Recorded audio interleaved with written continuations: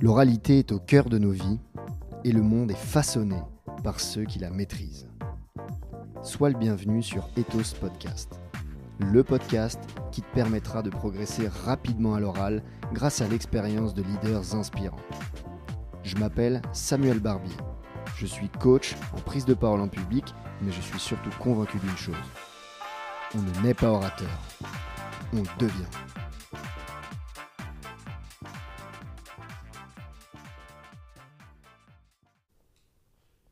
Ok, c'est parti.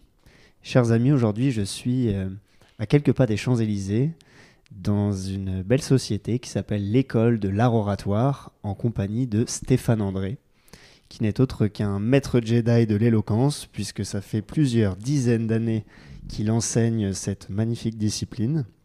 Et aujourd'hui, j'ai la chance de l'avoir avec moi pour nous transmettre son message et ses conseils précieux en art oratoire. Merci Stéphane.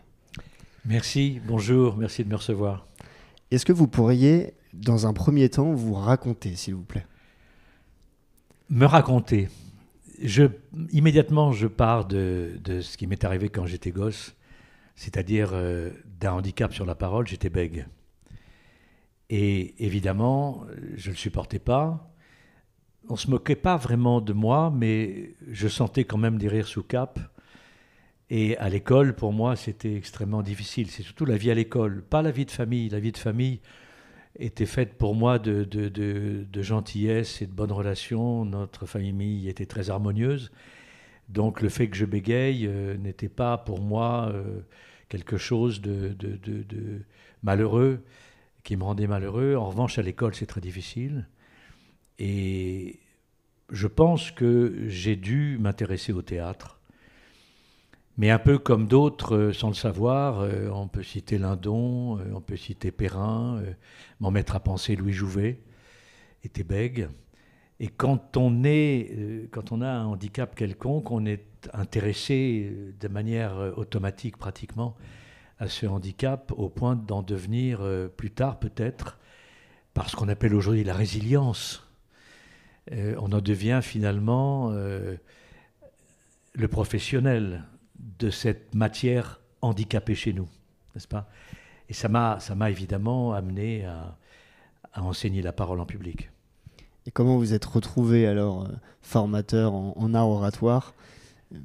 Par où est-ce que vous êtes passé ? J'étais intéressé par le théâtre.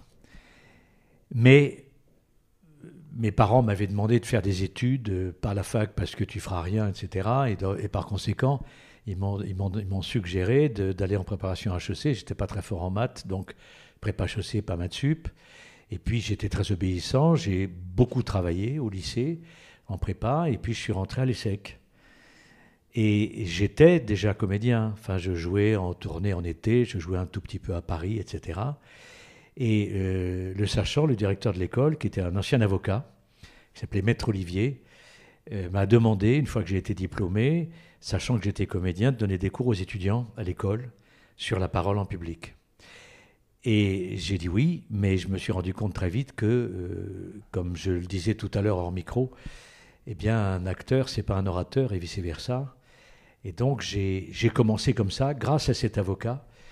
Grâce à cet avocat, j'ai commencé à enseigner la parole en public. J'y suis venu comme ça et c'est devenu mon métier, j'oserais dire presque, mis à part ma vie privée, mais c'est devenu quand même ma vie. C'était en quelle année ça que vous avez commencé à enseigner ? Je suis sorti d'ESSEC en 70. Donc j'ai commencé à enseigner. J'ai été assistant d'abord à l'école, à l'ESSEC, et puis j'ai vraiment commencé à enseigner en 73, c'est-à-dire l'an dernier, ça a été 50 ans. Et c'est pour ça que nous avons fêté, à l'école de l'art oratoire, nous avons fêté 50 ans de recherche sur l'art oratoire au cinéma des Champs-Élysées. On a fait, à l'occasion d'ailleurs de mon dernier bouquin, qui s'appelle Une éloquence naturelle, on a fêté ces 50 ans de recherche, qui ont été 50 ans de mon travail d'enseignant, qui a été un travail de chercheur finalement.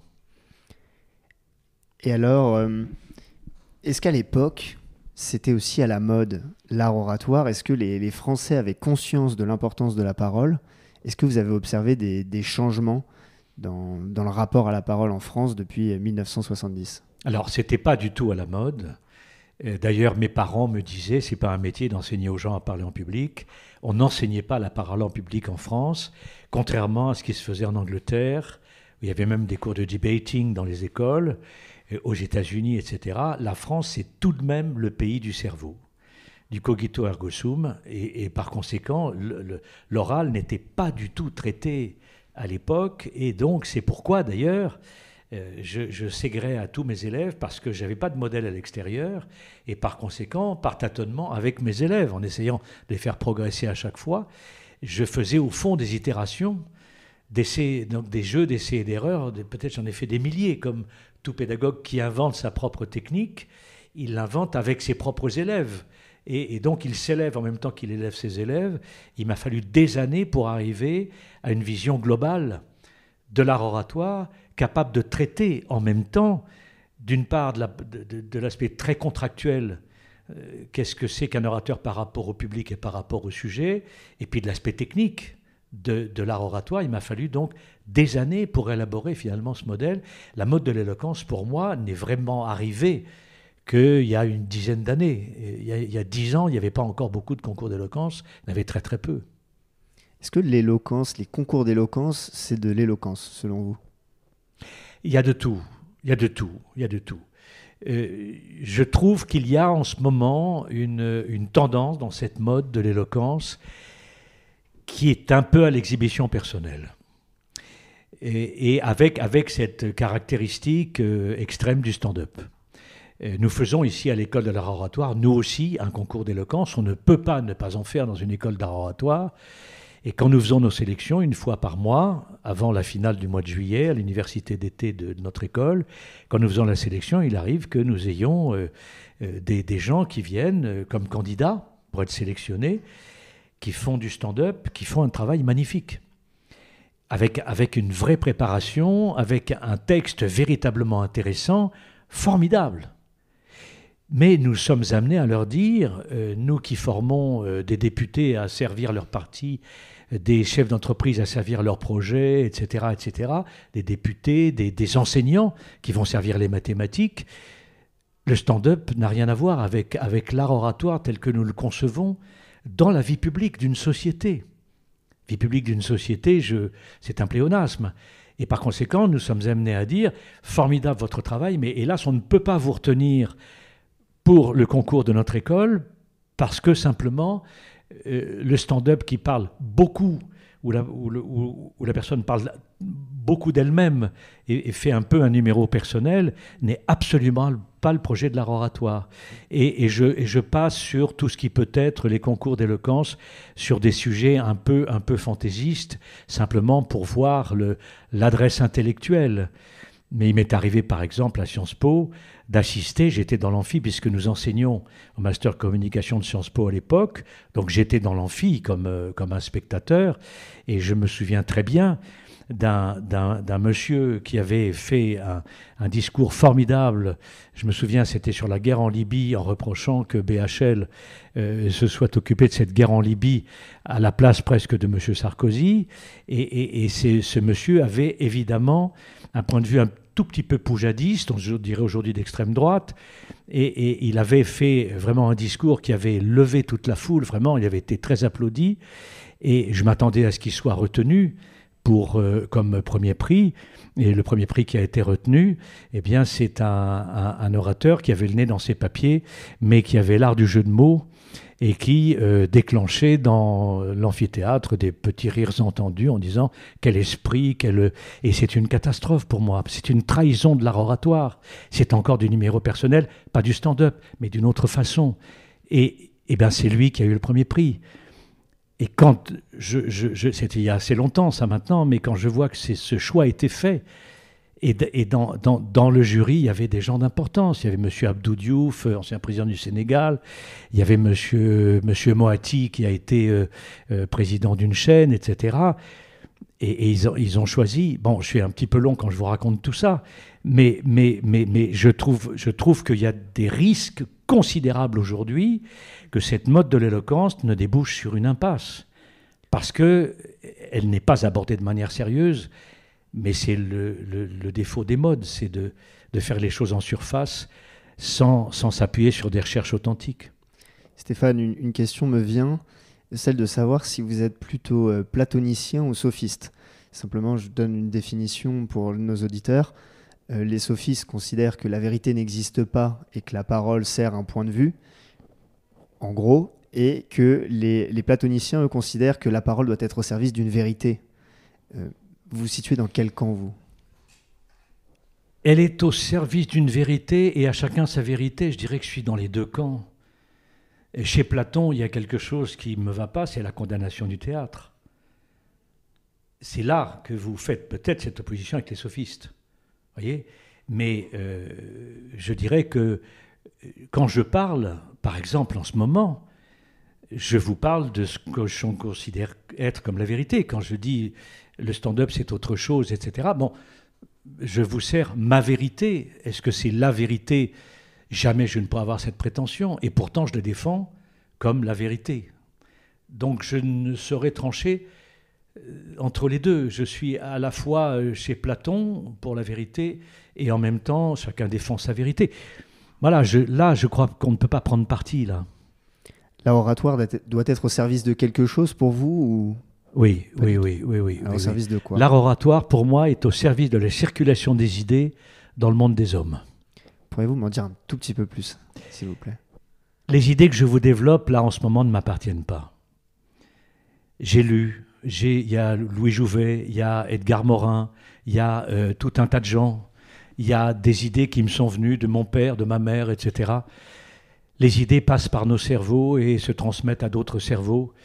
Véritablement, elles ne nous appartiennent pas. Il y a un flux d'idées. Pour moi, le grand drame, c'est le moment où ce flux d'idées donne lieu à des conflits.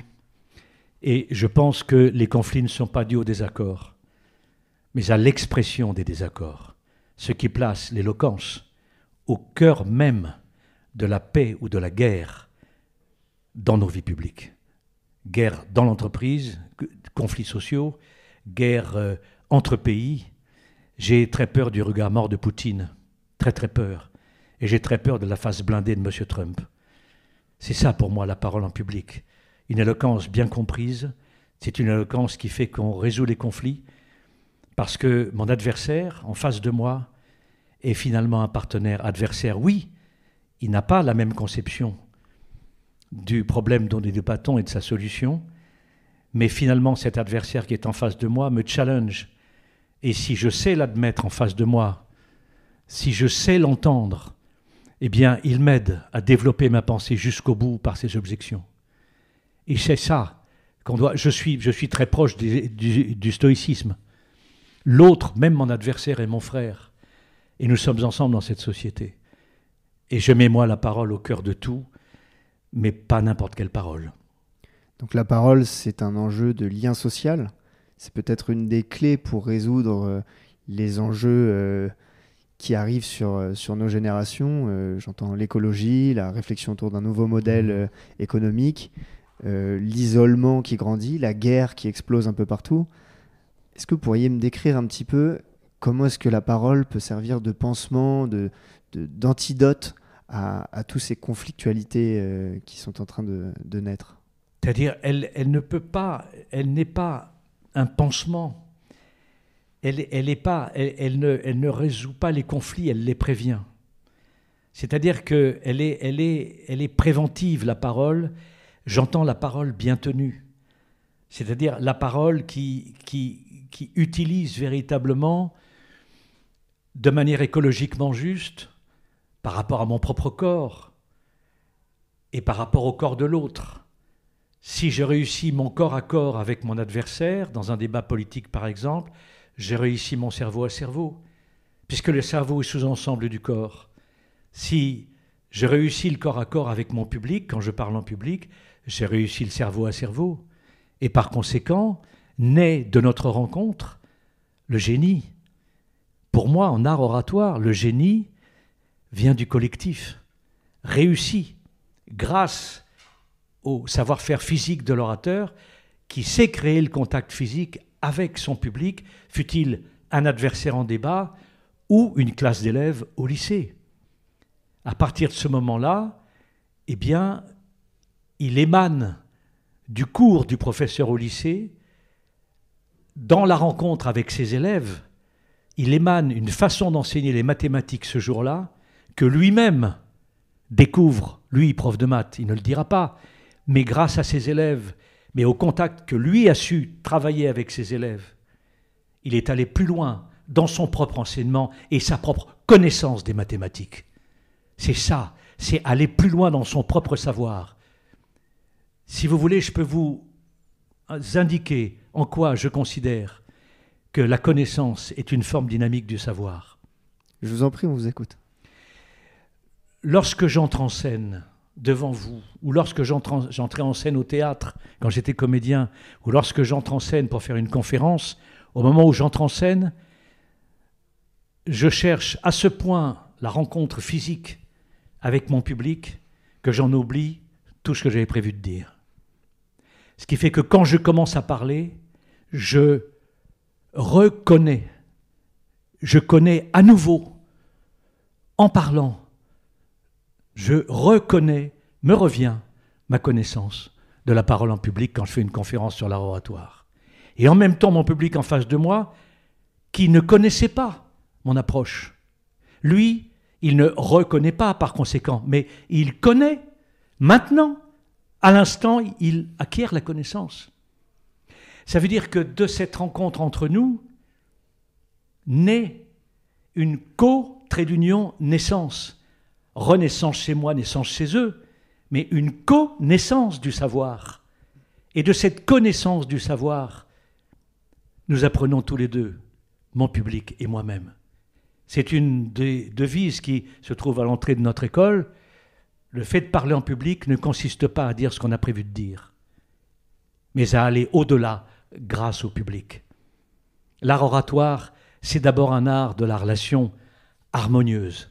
Quelle que soit la personne qu'on a en face de soi, si nous sommes amenés à la rencontrer du fait de notre statut dans la vie publique, professeur, manager, etc., alors cet autre en face de moi, il peut collaborer avec moi au génie humain.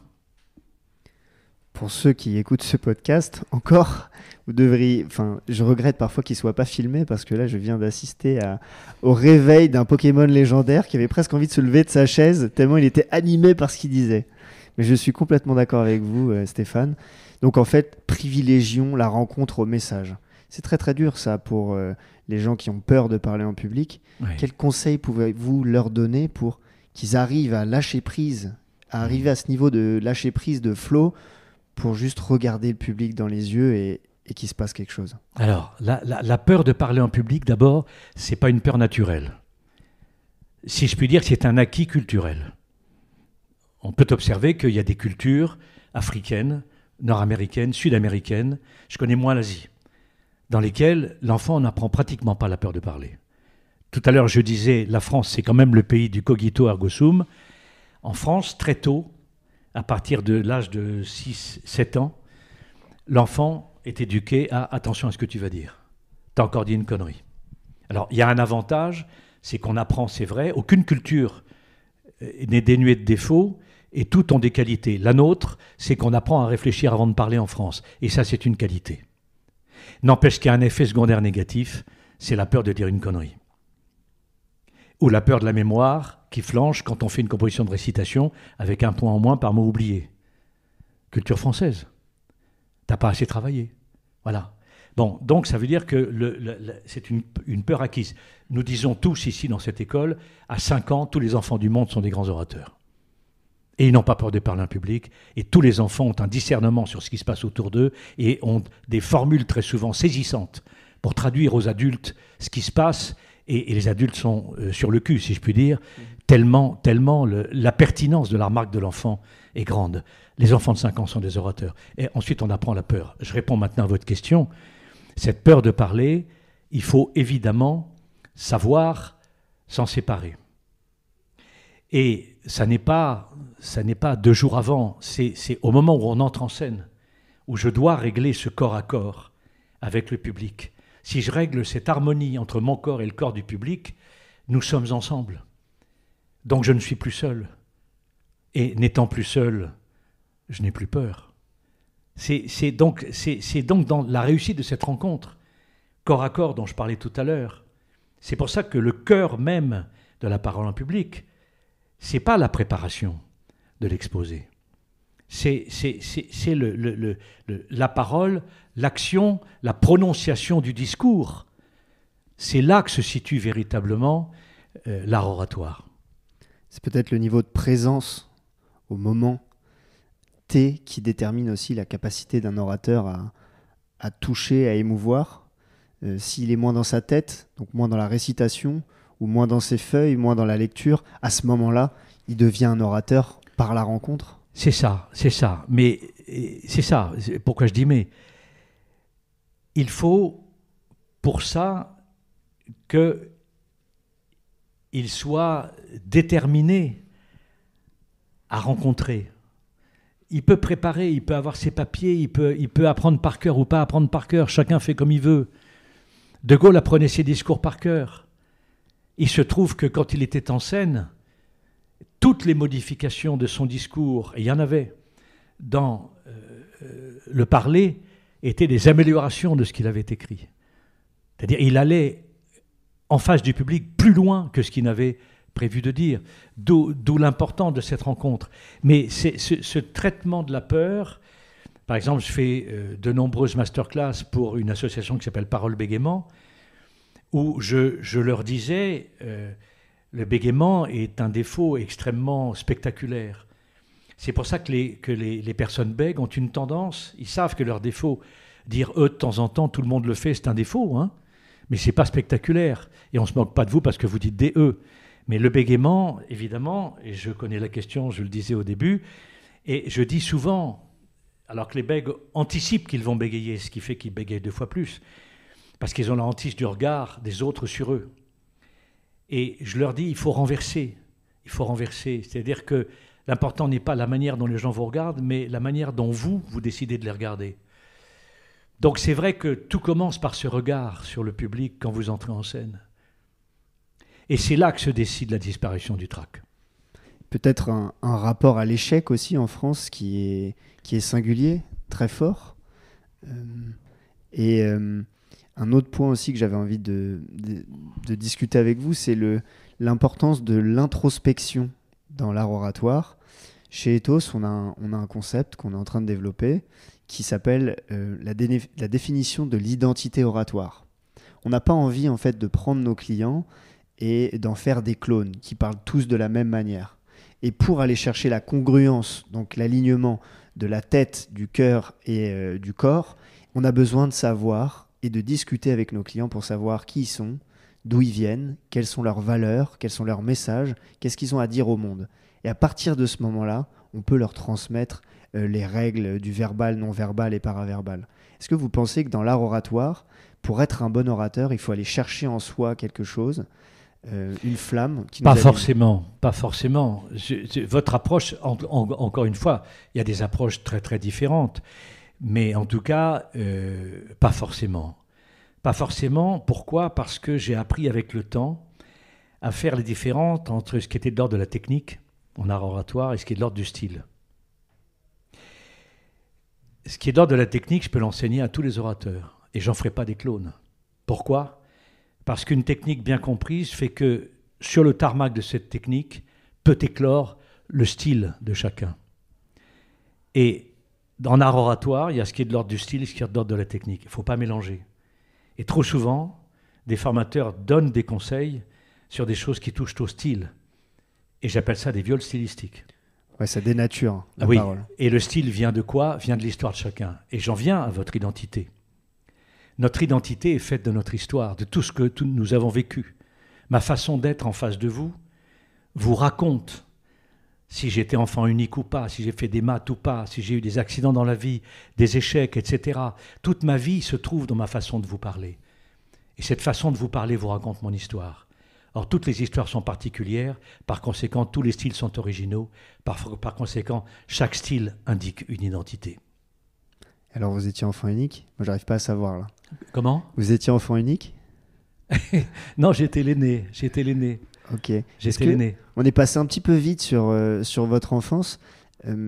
comment vous avez grandi, où vous avez grandi et comment ils parlaient vos parents? Est-ce qu'on vous a donné la parole ou est-ce qu'on vous a dit non, tais-toi, Stéphane? Ah oui, c'est ça. Ouais. C'est ça. Non, j'étais pas. Je pouvais parler à table. Je suis né à Paris, mais j'ai été élevé. En réalité, je suis arrivé très très jeune, autour de l'âge de 3 ans. Je suis arrivé en Auvergne, et donc j'ai été élevé en Auvergne. Et en Auvergne, j'étais dans un petit bourg. Mes parents avaient des amis dans le coin, et donc c'était une vie plutôt agréable. Et ensuite, je suis allé au collège parce que j'étais dans un petit bourg. Donc, quand j'ai été pensionnaire, j'étais très malheureux au collège Sainte-Marie à Rion, près de Clermont. Et là, j'étais très, très malheureux. Mais vous voyez, en 6e, quand je suis devenu pensionnaire, je me suis tout de même mis, alors que je bégayais, mais j'ai voulu m'inscrire pour le spectacle de fin d'année au collège. Et j'essayais de ne pas bégayer sur scène, mais je jouais un petit rôle et toutes mes années ensuite, chaque fois qu'il y avait un groupe jusqu'au lycée Michelet à Paris, à l'époque où j'ai passé mon bac, à Vanves, j'étais toujours dans la troupe de théâtre et le théâtre m'a aidé à moins bégayer, notamment parce qu'on imite. Je dirais pas qu'on incarne. À l'âge que j'avais, 13-14 ans, j'incarnais pas vraiment, j'imitais plutôt les personnages auxquels je pensais, ce qui aide beaucoup les bègues. Quand j'imite un personnage, tout d'un coup, c'est plus ma personne qui est en cause, et on bégaye beaucoup moins, cette notion d'imitation. Mais ça répond pas tout à fait à votre question. Mais mes parents étaient des gens, je vous ai dit tout à l'heure, ma vie familiale était heureuse, et donc jamais j'ai été censuré sur ma parole. Simplement, comme je bégayais, vous savez qu'on ne bégaye pas en chantant. Ah non, je ne sais pas. Et du coup, comme je bégayais, il m'arrivait souvent de chanter assez fort et assez faux. D'accord. Quand nous étions en famille, en voiture, quand on faisait un voyage. Et donc mes parents me disaient, bon, mets-la un peu en veilleuse. Et j'avais, le chant pour moi était aussi une libération parce que je ne m'en rendais pas compte. Mais c'est vrai qu'on ne bégaye pas en chantant. C'est sans doute pour ça que je chantais beaucoup. Stéphane, vous avez dit il y a quelques semaines, quand je suis venu assister à une conférence ici à l'Oratoire, vous avez fait une métaphore autour d'une fusée sur un tarmac. Est-ce que vous vous en souvenez et est-ce que vous pourriez la raconter aux auditeurs de ce podcast? Oui, bien sûr. C'est une idée qui m'est venue aussi, là encore, en face d'élèves. C'est fou ce que je dois à mes élèves. La plupart de mes idées pédagogiques me viennent dans la rencontre, pas en réfléchissant tout seul chez moi. Jamais. Mes idées pédagogiques me sont venues de la rencontre avec mes élèves. Le tarmac, c'est ce que nous appelons, c'est la technique. Donc je disais que pour nous, la technique que nous enseignons dans cette école, que je ne vais pas détailler ici, mais en tout cas, c'est la base. Et vous avez compris qu'elle s'appuie sur un travail physique. Ce qui ne veut pas dire qu'il n'y a pas de réflexion quand on dirige son propre corps, mais ça s'appuie sur un travail physique. Ça, c'est le tarmac, on peut enseigner ça à n'importe qui. À partir de là, l'orateur, son travail à lui commence. C'est-à-dire que lui, il doit revendiquer, et c'est ce que j'appelle la fusée qui décolle, c'est une fusée à 2 étages. Il doit revendiquer 2 choses. Sans lâcher la technique, le premier étage de la fusée qui décolle, c'est revendiquer son propre style. Et revendiquer qui on est. Donc, dans sa façon de parler, puisque je viens de vous expliquer la relation entre le style, l'histoire personnelle et donc l'identité. Donc, ça veut dire que quand on revendique sa façon de parler à soi, sans lâcher la technique, eh bien, on revendique son style. Il faut le revendiquer parce que le public a besoin non seulement du personnage qu'on construit par la technique, mais également de la signature stylistique au bas de l'œuvre qu'est le personnage, qui est la signature de l'orateur.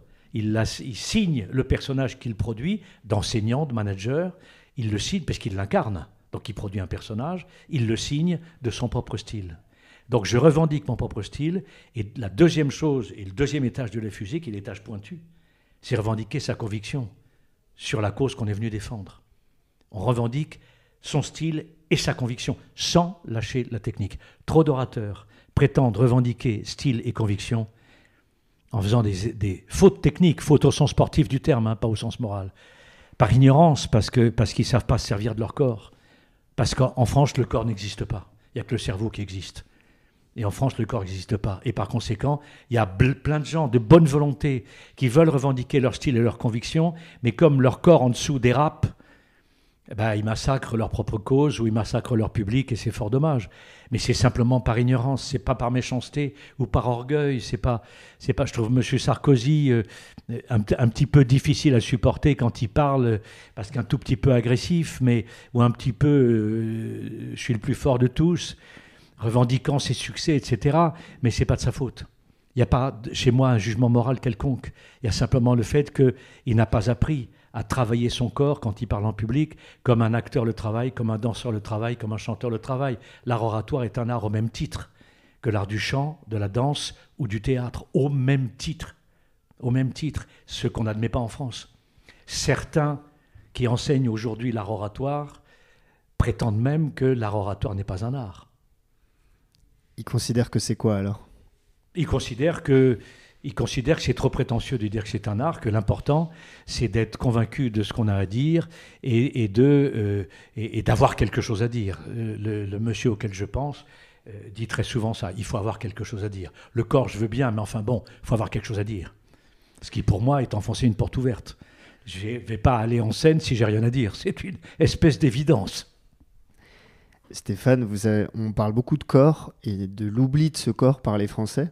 Le corps m'amène à penser au sport. Ma question est la suivante. Certains considèrent que la parole est un sport de combat. J'ai lu dans votre dernier livre que vous considériez que la parole était plutôt un sport collectif. Pourriez-vous m'en dire un petit peu plus là-dessus, s'il vous plaît ? Alors, l'art oratoire est un sport collectif simplement parce que, d'abord, si le public n'était pas là, rien ne justifierait que je prenne la parole. Et un être humain, c'est pas forcément le Christ. Il paraît que le Christ peut prêcher dans le désert. Moi, j'ai besoin de quelqu'un en face de moi. C'est quelqu'un qui génère ma parole. Je l'écris quelque part d'ailleurs.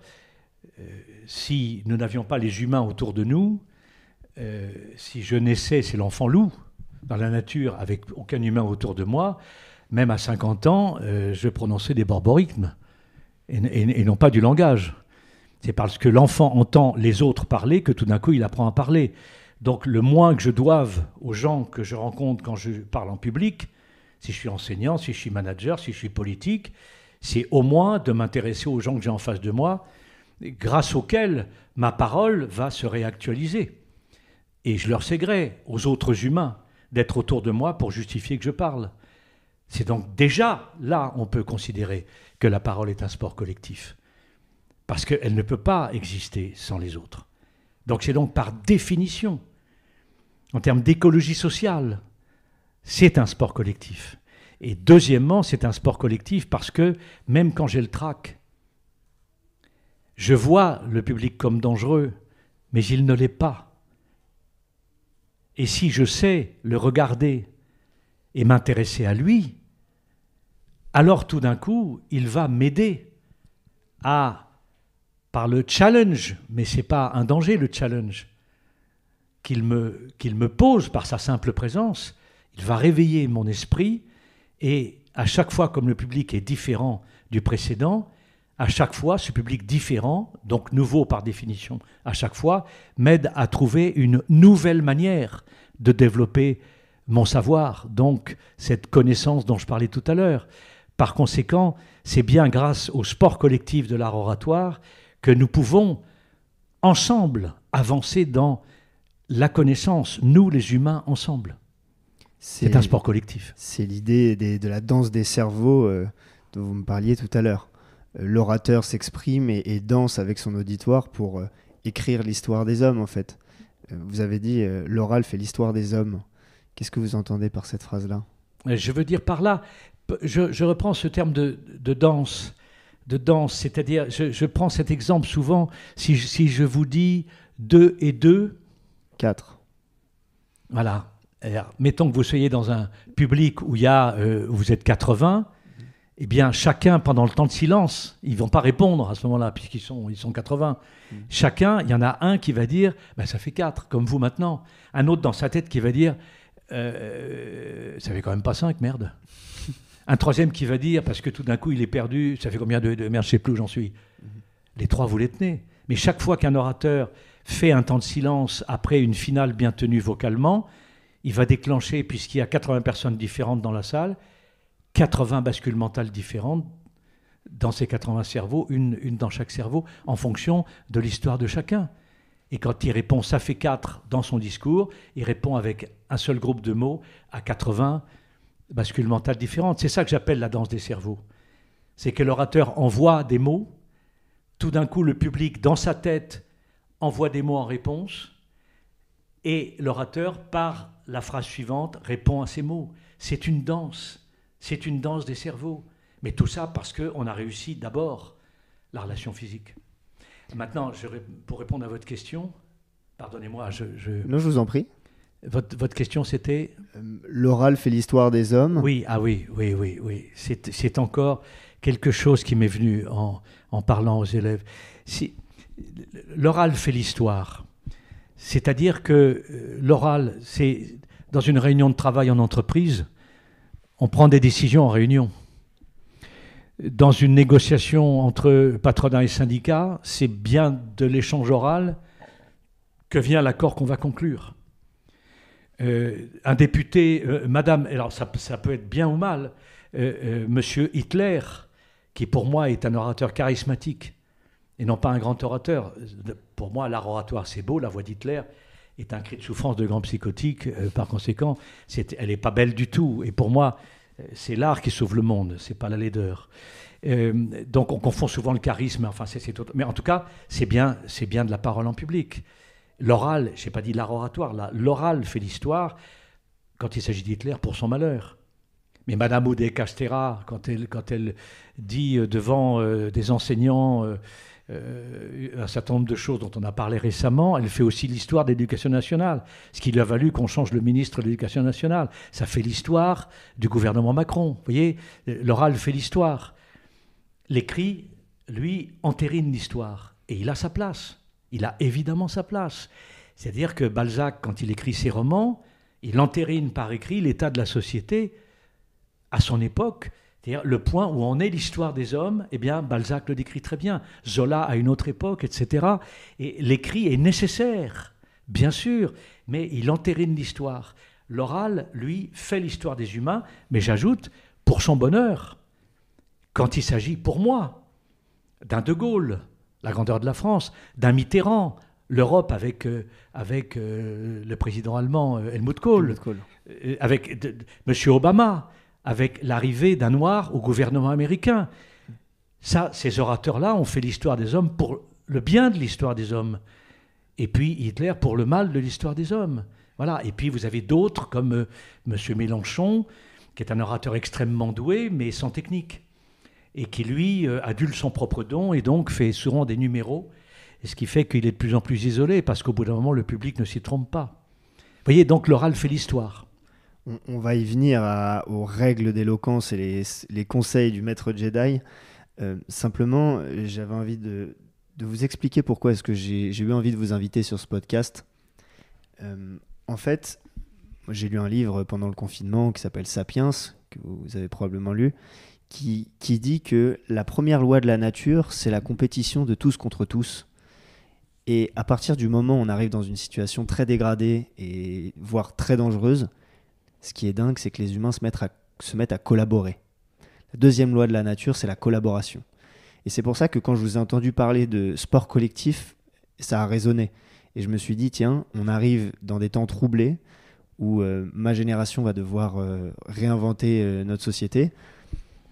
Comment est-ce que la parole peut nous aider ? Pourquoi est-ce qu'il faut diffuser partout ces instruments pour aider une génération entière à échanger, à construire un futur désirable ? Il y a pour moi un vrai paradoxe en ce moment. Je vous ai parlé de la perversion de l'art oratoire provoquée par une mode de l'éloquence trop ignorante en termes de recherche. Et le paradoxe pour moi, il est que depuis 10 ans que la mode de l'éloquence se développe, je trouve que les orateurs s'expriment de moins en moins bien. Ah bon ? Oui. Moi, j'ai la chance je prends comme exemple toujours la partie émergée de l'iceberg, qui est le monde de la politique. Ce qui se passe dans la partie émergée, c'est ce qui se passe dans la partie immergée.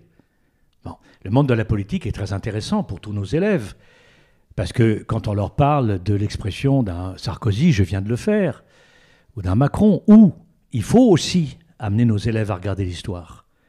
Il y a des films à l'INA où on voit des De Gaulle, des Pasqua, des Georges Marchais qui parlent. On voit des Edgar Faure. Et il faut que les orateurs d'aujourd'hui regardent l'histoire et qu'on arrête de dire « mais ça c'était dans le passé, donnez-moi maintenant des exemples actuels ». Mais il y en a de moins en moins, cher ami, des exemples actuels de bons orateurs. Il y en a de moins en moins. Et tous les orateurs que j'ai cités, vous n'en citerez pas un à la hauteur de ces trois-là que j'ai cités. Il n'y en a pas un aujourd'hui. Et comment ça se fait ? Mais ça se fait parce que la mode n'est qu'une mode. C'est-à-dire que la mode de l'éloquence, elle est bienvenue. Elle est bienvenue. C'est-à-dire que je considère que quand elle est arrivée, c'est l'instinct de survie de notre collectivité. Et cet instinct de survie de notre collectivité a mis un coup de pied au fond de l'eau en disant l'oral de plus en plus se perd. On en parle de moins en moins. On est de plus en plus dans l'écrit. Et la collectivité, par un instinct de survie collectif, a dit « bon sang, il faut qu'on vienne à l'oral ». C'était ça. Mais quand M. Blanquer crée l'oral du bac, que lui-même était ennuyeux comme la pluie quand il prend la parole en public, mais ennuyeux comme la pluie, et Pap Ndiaye derrière, qu'est-ce qu'on fait ? Par miracle, on crée l'oral du bac et l'oral revient ?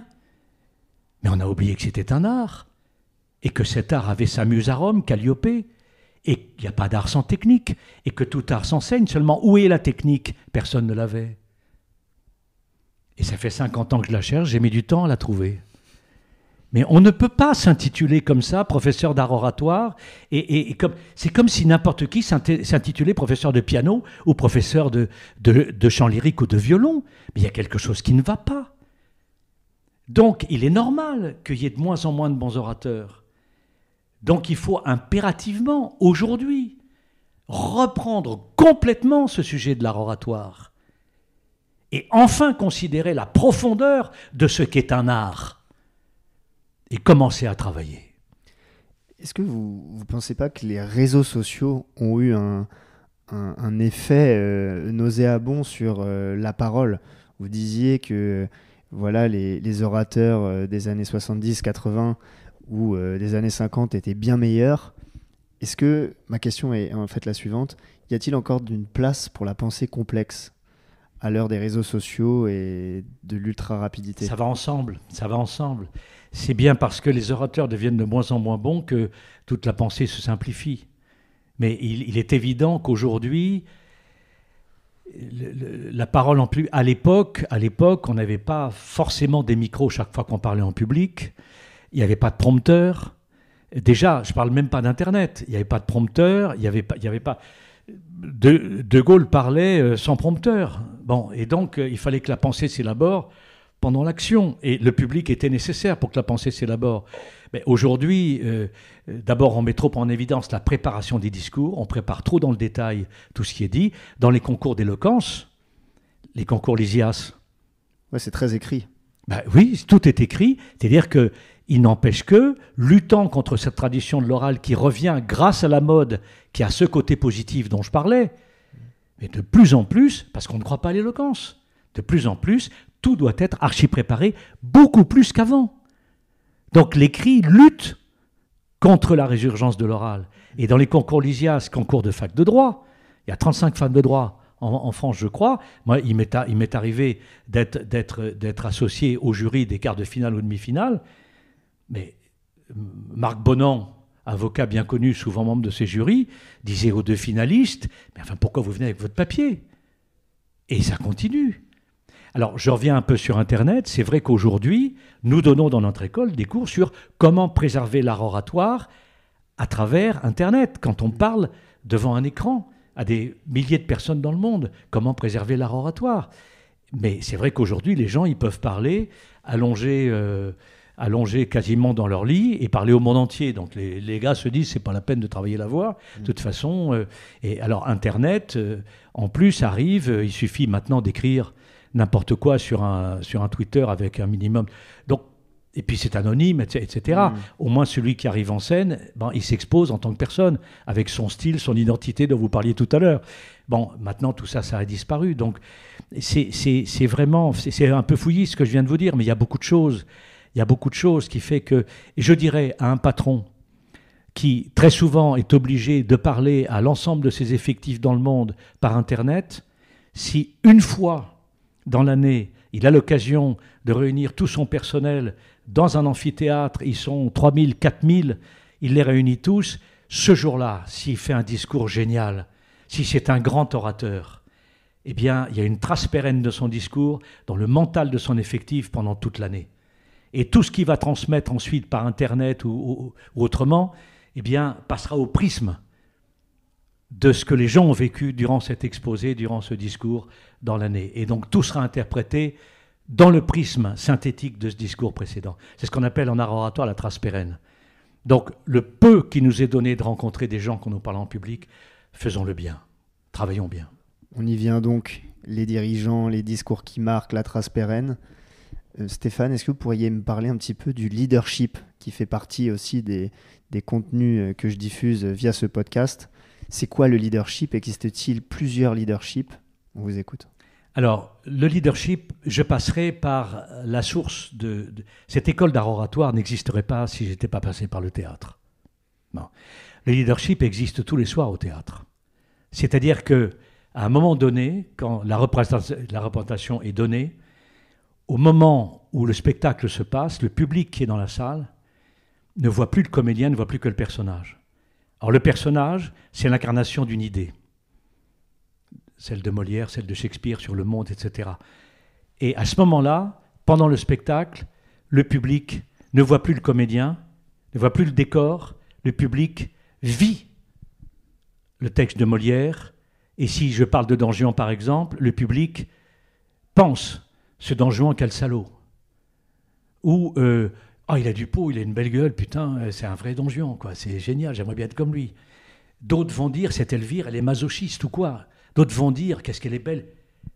Mais on est tous dans la question du donjuanisme. C'est ça le leadership.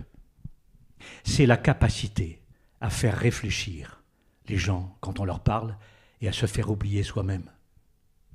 Comment est-ce qu'on peut développer son leadership quand on est un jeune ou un moins jeune dirigeant? L'art oratoire. L'art oratoire qui est... comment dire? Dès qu'on parle d'art oratoire à un agent de maîtrise dans une usine, on parle leadership. Pour moi, j'opposais tout à l'heure l'art oratoire et le charisme. J'oppose l'art oratoire au charisme d'Hitler. C'est-à-dire que le charisme, ça ne s'apprend pas. L'art oratoire, ça s'apprend. Et une autre façon de dire les choses, c'est le leadership, ça se construit. Mais pour moi, dès qu'on est dans un rôle... Parce que l'art oratoire ne concerne pas la vie privée. Ça ne concerne que la vie publique. Et dans la vie publique, on a toujours une fonction. Cette fonction, on doit l'incarner. On en a peu parlé dans notre travail là maintenant. Mais c'est le contrat du masque. J'ai parlé d'enseignants, oui bien sûr. J'ai parlé d'enseignants, j'ai parlé de managers, je parle de députés, de maires, etc., de présidents d'associations. On parle toujours au titre d'une fonction dans la vie publique. Et c'est dans la vie publique que se fait l'histoire des hommes.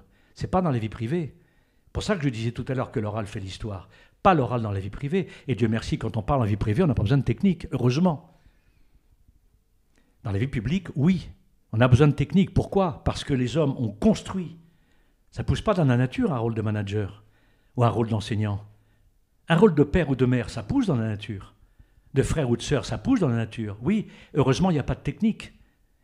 Mais quand on est dans la vie publique, les hommes conçoivent des rôles de président, de ministre, etc. Donc ils les construisent. Il faut ensuite, quand ils ont construit ces rôles, c'est la société qui construit les rôles.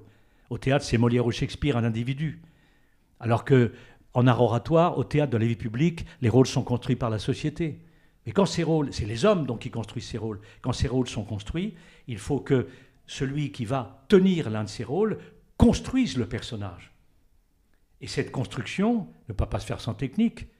Quand on construit une maison sans technique, ce n'est pas possible. Et il y a un titre magnifique d'un livre de Stanislavski, 1902-1903, grand professeur d'art dramatique et directeur de troupe à Moscou. La construction du leadership. Pas du leadership, la construction du personnage. Mais s'il y a personnage, il y a leadership. Et existe-t-il plusieurs types de leadership ou un seul leadership ?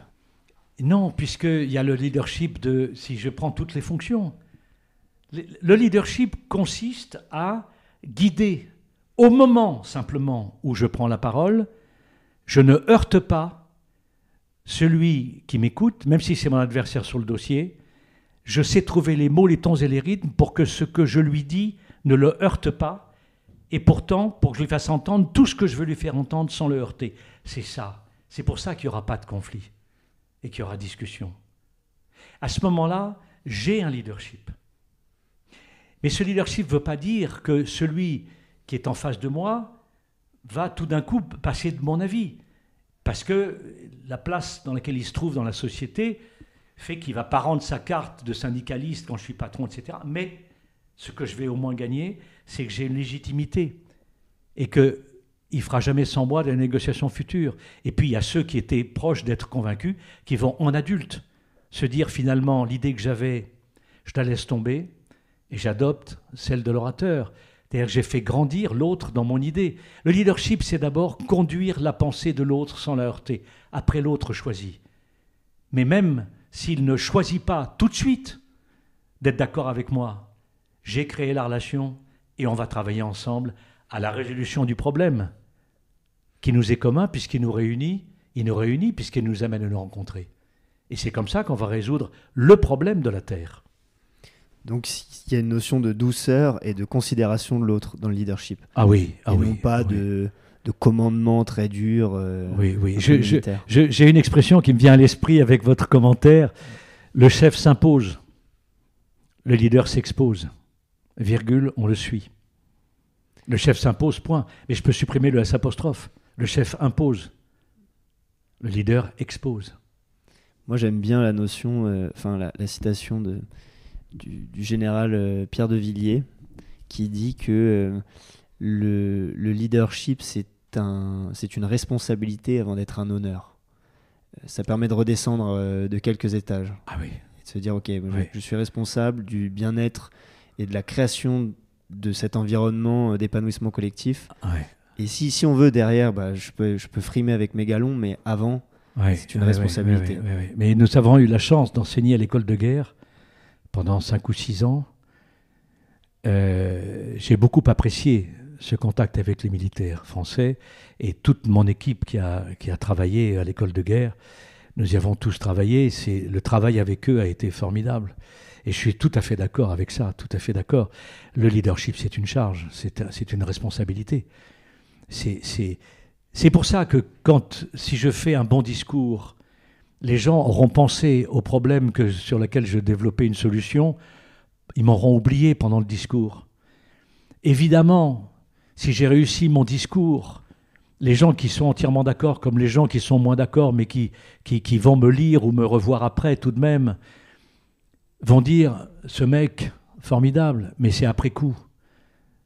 C'est après coup. Si vous voulez, pour reprendre l'image militaire, j'aurais peut-être gagné mes galons à ce moment-là, mais mon objectif n'était pas les galons, mon objectif c'était servir la cause et servir le public, sans l'abîmer. Servir le public. On arrive au moment tant attendu où je vais vous demander, Stéphane, si vous le voulez bien, de nous donner les 3 règles que vous considérez peut-être comme les plus importantes lorsqu'on prend la parole en public. Dans quels écueils il ne faut pas tomber et qu'est-ce qu'on peut offrir comme conseil aux auditeurs de ce podcast ? Alors, la première règle, c'est quand j'entre en scène, j'entre au service. Pas de ma personne.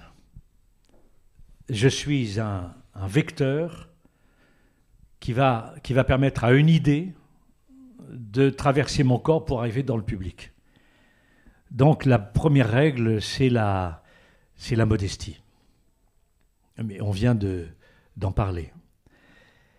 Une deuxième règle sur l'art oratoire, c'est la confiance décidée dans le public. Pour moi, la confiance en soi est un bobard. Et je n'entends que ça dans toute cette mode du développement personnel. Je n'ai pas confiance en moi quand je démarre l'interview avec vous. Je ne sais pas ce qui peut se passer. Je ne mets pas l'autre en carte avant d'entrer en scène. Je ne cherche pas à me rassurer. Quand je serai en scène, il faudra que je les rassure. Je parle pour rassurer l'autre. Je n'ai pas besoin de choses pour me rassurer. Je ne suis pas là pour ça. Je suis là pour servir une chose, une cause. Donc, la deuxième règle pour moi, c'est la confiance décidée dans l'autre. Ce n'est pas la confiance en soi, qui est un bobard dans lequel on égare tout le monde. C'est la négation de la relation. J'ai confiance en moi, ça veut dire que, quoi qu'il se passe, quoi que soit l'autre, je vais gagner. Et là, je ne dis pas « ma cause va gagner », je dis « je vais gagner », puisque c'est la confiance en moi. Et ce « moi » conduit au « je ». Et donc c'est l'oubli total de la cause. C'est la guerre, Samuel. C'est plus la paix. Le combat pour la confiance en soi, c'est déboucher sur la guerre. C'est la négation de l'autre. Je suis à l'opposé, c'est décider la confiance dans l'autre, fût-il un adversaire. Je suis en démocratie, il est mon frère. Et il va m'aider à exposer encore mieux mes idées par ses contres. Et je le remercierai en sortant. Vous voyez ? Donc ça, c'est la deuxième règle. Et la troisième règle, c'est penser qu'on est un artiste.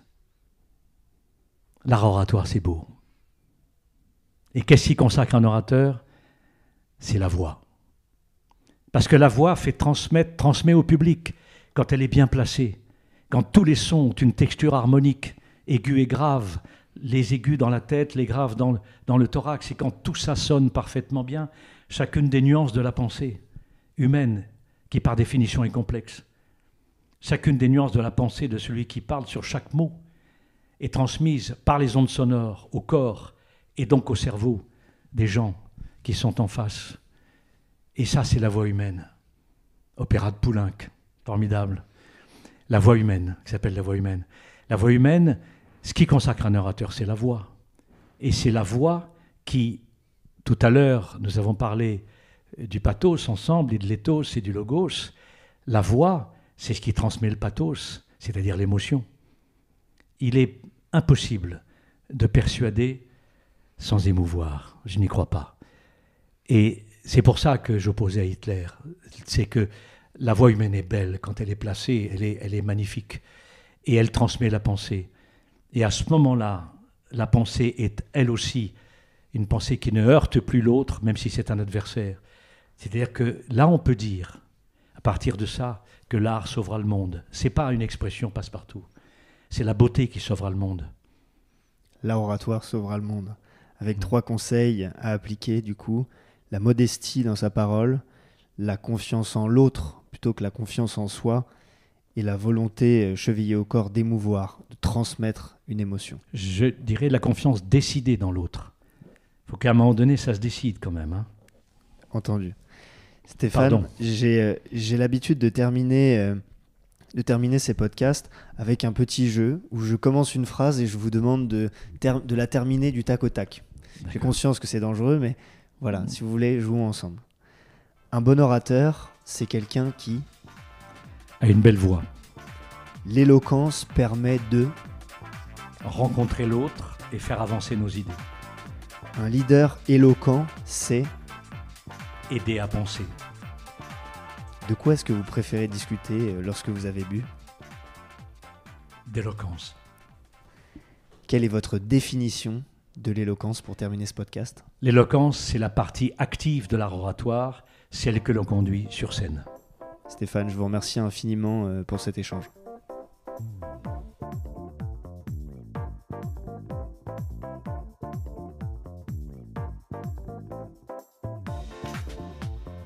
Chers auditeurs, un grand merci pour votre écoute.